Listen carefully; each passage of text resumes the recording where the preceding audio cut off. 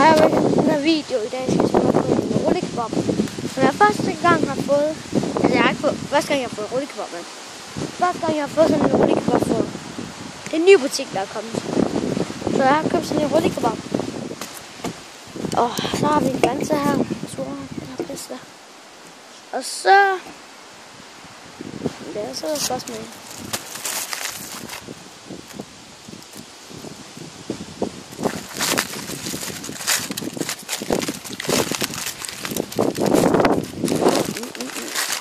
Jeg undskyld, at det blæser lidt. Eller meget faktisk. Her. Og ved du, det er en klam blus.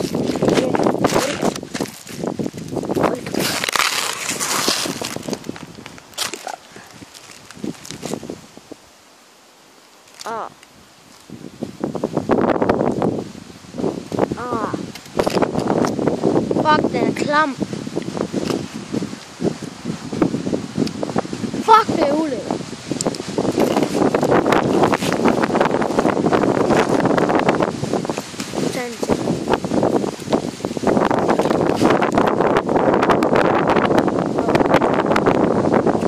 Der er beviset. Jeg har beviset. Den her kebab aldrig købt den. Ved siden af Lidl her i Sønderborg. Aldrig købt den. Den er en pisse lort. Tak for at I så med. Husk at like. Ses.